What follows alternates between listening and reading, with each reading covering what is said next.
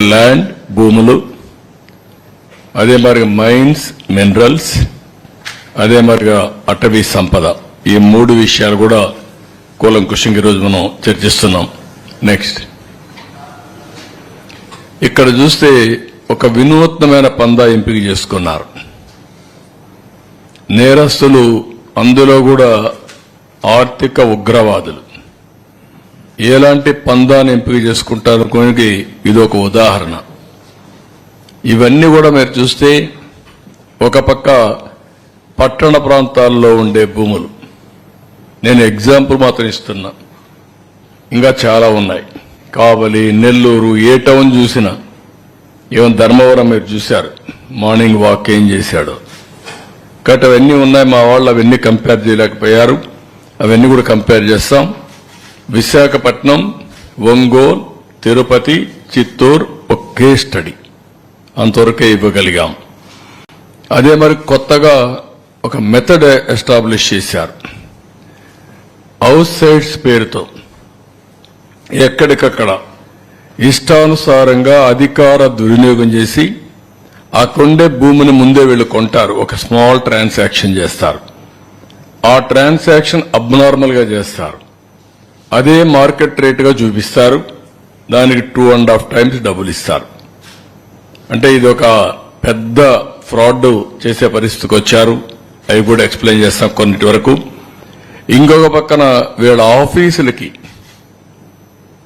ఇచ్చేటప్పుడు అన్ని ఆఫీసులకి ఇవ్వాలి, ఇక్కడుండే మీడియాకు కూడా మీకు కూడా ఎస్టాబ్లిష్ చేయలేకపోయారు. 22 ఆఫీసులు, 41 ఎకరా, ఎక్కడికక్కడ ఒక అడ్వాన్స్ ప్యాలెస్లు కట్టేసే పరిస్థితికి వచ్చారు.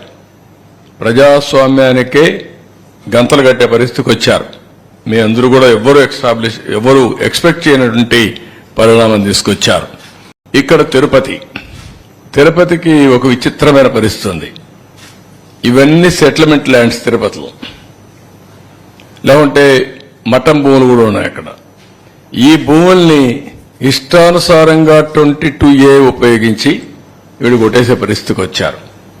మామూలు 1-2 కాదు, మొత్తం తిరుపతి, రేణిగుంట ఏరియా అంతా మీరు చూసి, చిత్తానూరు ఏరియా అంతా మొత్తం కూడా డిస్ప్యూటెడ్ ల్యాండ్, అవన్నీ సెటిల్మెంట్ ల్యాండ్స్, ఇవన్నీ ఇష్ట ప్రకారం కొట్టేశారు. నేను కొన్ని ఎగ్జాంపుల్ మాత్రం ఇస్తున్నా. 4.5 ఎకరాలు కాలువపురంబోక్ చిత్తానూరులో, తిరుపతి రూరల్ మండలం. ఇంకో పక్కన 27.14 ఎకరాలు గవర్నమెంట్ ల్యాండ్ మంగళం, తిరుపతి అర్బన్. 3.3 ఎకరాలు కుంటపరంబోక్ ఇన్ దామినేడు, తిరుపతి రూరల్ మండలం.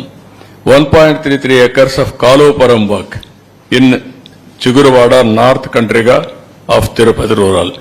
12.69 ఎకరాలు land ceiling government land in Surappa Kasam, Renigunta మండలం. 15.28 ఎకరాలు చెరువు ఇన్ కోట్ర మంగళం ఆఫ్ రేణిగుంట మండలం. 7.98 ఎకరాలు ఇది దుర్గ సముద్రం విలేజ్. ఇవన్నీ మీరు చూస్తే దేన్ని వదిలిపెట్టలేదు వీళ్ళు.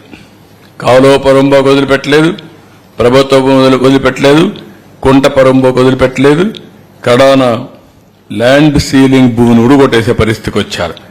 అన్నిటికేంటి 22A. ఎవరి భూమి అయినా 22A పెట్టేస్తారు, వీళ్ళు రిజిస్ట్రేషన్ చేసుకుని మార్చేస్తారు. ఇలాంటివి ఇష్టానుసారంగా. Sir, red sandal cases, smuggling cases అనేది ఆన్ డైలీ బేసిస్ రిపోర్ట్ అవుతున్నాయి సార్.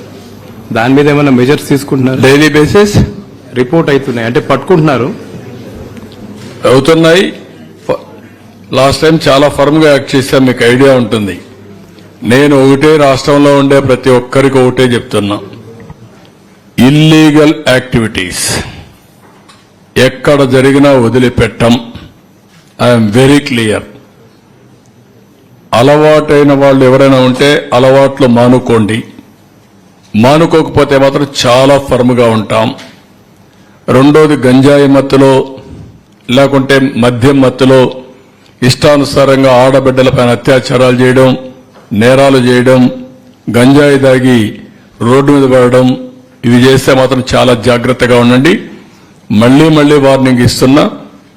ఒకసారి చెప్పా, రెండోసారి చెప్పా, మూడోసారి చెప్పా, రేపు ఏం చేయాలనో కఠినంగా వ్యవహరించి చేసి చూపిస్తాం. హెచ్చరిక చేస్తున్నా రాష్ట్రంలో ప్రతి ఒక్కరికి, యాంటీ సోషల్ ఎలిమెంట్స్ కి అందరికీ హెచ్చరిక చేస్తున్నాం. అందుకే ఈ రోజు జరిగిన నంద్యాలలో జరిగిన ఇన్సిడెంట్ కానీ, అదే మరి ఈస్ట్ గోదావరిలో శ్రీకాకుళంలో జరిగిన ఇన్సిడెంట్ కానీ చాలా సర్వసభ్యం సమాజం చీకొట్టే సందర్భాలు ఇవి. ఏంటండి 9 సంవత్సరాల అమ్మాయి, 3 తీసుకుపోయి రేపు చేయడం ఏంటి, అమ్మాయిని చంపేయడం ఏంటి, వాళ్ళు మైనర్స్ ఏంటి, మైనర్స్ కూడా మరి తయారైపోయే పరిస్థితికి వచ్చారు, వాళ్ళని కూడా చెడుదారిని పెట్టే పరిస్థితికి వచ్చారు. ఇక్కడేంటి 6 నెలల అమ్మాయి ఏంటండి, వాడు ఏంటి కొంచెమైనా అసలు చిన్న పిల్లల్ని కూడా మరి హెరాస్ చేసే పరిస్థితికి వచ్చారంటే ఎంత దారుణం మనం ఆలోచించాలంటే ఇది వ్యవస్థ ఎంత భ్రష్టుపట్టింది, ఎంత చెడిపోయింది, మనసులు ఏ విధంగా కలుషితం అయిపోయినాయి. ఒక్కొక్కరు ఎట్లా తయారయ్యారంటే ఒక ఉన్మాదుల మారిగా తయారయ్యే పరిస్థితికి వచ్చారు. దీనికి కారణం గడిచిన 5 సంవత్సరాలు. దీన్ని చాలా గట్టిగా వార్నింగ్ ఇస్తున్నా. ఎవరికైనా ఇంకా మత్తుంటే మాత్రం షాక్ ట్రీట్మెంట్ తప్పదు మీకు.